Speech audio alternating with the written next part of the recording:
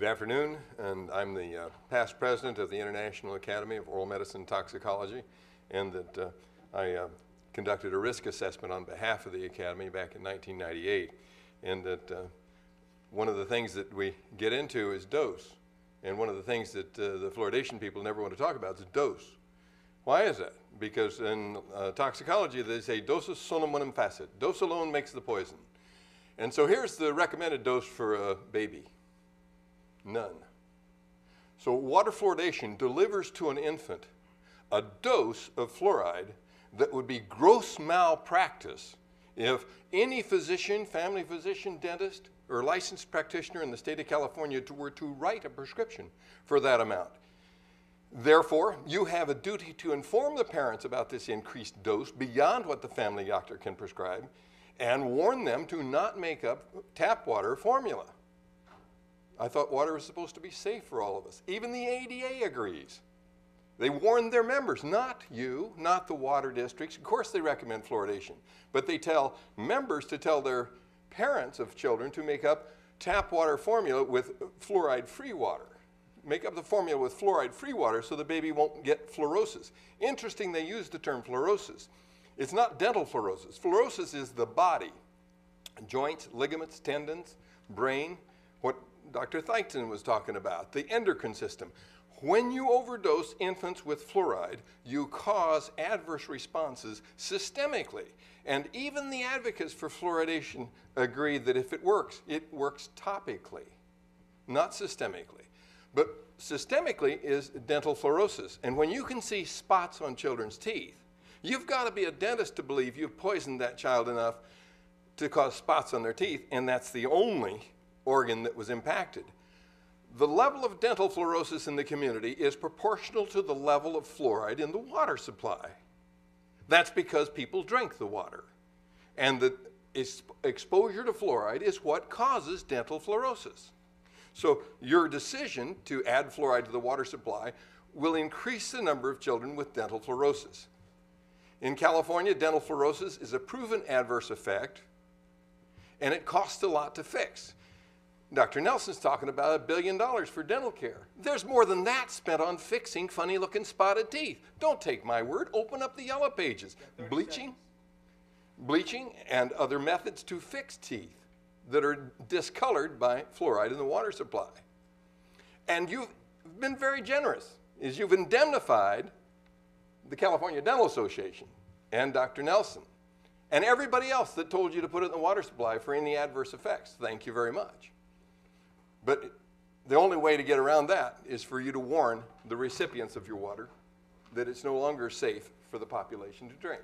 And I have a brief handout here that was emailed to you earlier, but I'll give it to you again.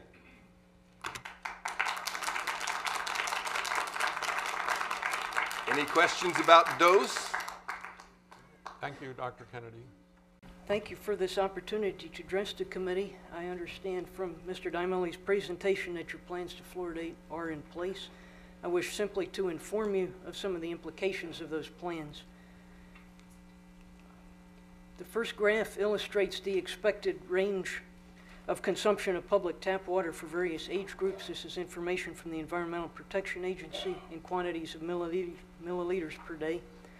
These ranges include only people who actually consume tap water, and you need to note the red diamonds indicate that some people consume substantially more water than the usual range. The total consumption of community water shown here is not to be confused with total fluid consumption or total water consumption. It does not include well water, bottled water, or commercial beverages. The second graph shows these same ranges per unit of body weight. So milliliters per kilogram of body weight. Note that infants have the highest tap water consumption per unit body weight, with some infants reaching more than 250 milliliters per kilogram per day. That's a half a cup per pound of baby. In general, the people with the highest tap water intakes include babies fed formula made with tap water, people with certain medical conditions, people in unair-conditioned residences in the weather I've experienced these last few days, people who work outside in hot climates or do heavy physical labor, and athletes.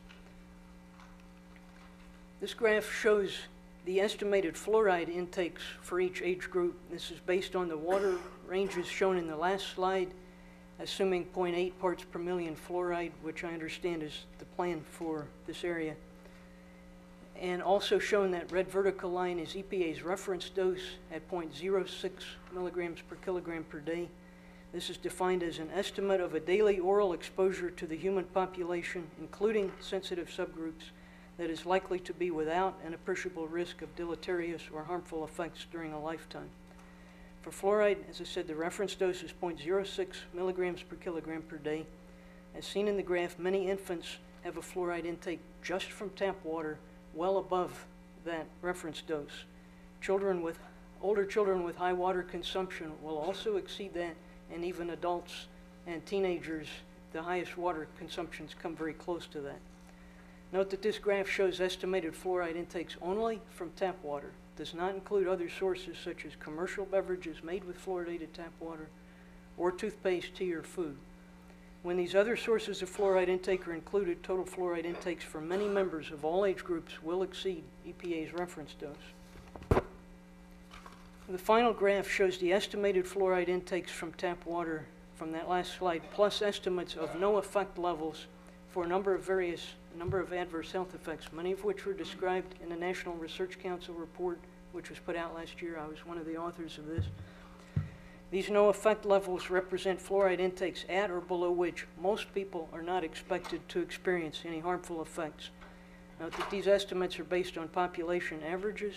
They do not include a margin of safety. They might not be protective for everybody, and intakes above these levels cannot be considered safe. You need to notice that most of these no effect levels are below EPA's reference dose, indicating that EPA's reference dose is not protective of many of these health effects. Note also that most of these no effect levels are exceeded or will be exceeded by many members of the population with fluoride at 0.8 parts per million in community drinking water. When other fluoride sources are included, even more people will exceed the no effect levels. In order to be safe for all members of the population, fluoride intakes for all people must be kept below the lowest no effect level when all sources of fluoride intake are included and with an adequate margin of safety. This list of adverse health effects does not include cancer. A carcinogenic or cancer-causing effect of fluoride cannot be ruled out from the available data, and at the very least, a cancer-promoting effect is likely.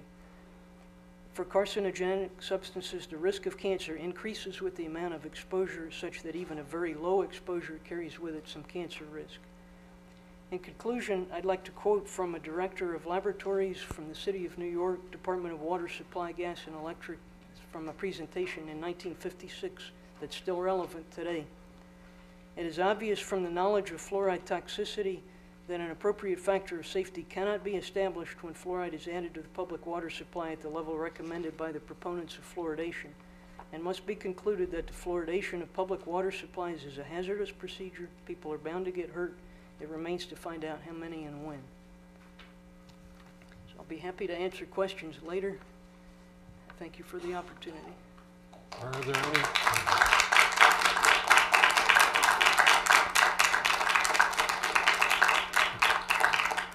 Do the board members have any questions of Dr. Thiessen? Seeing none, thank you, Doctor.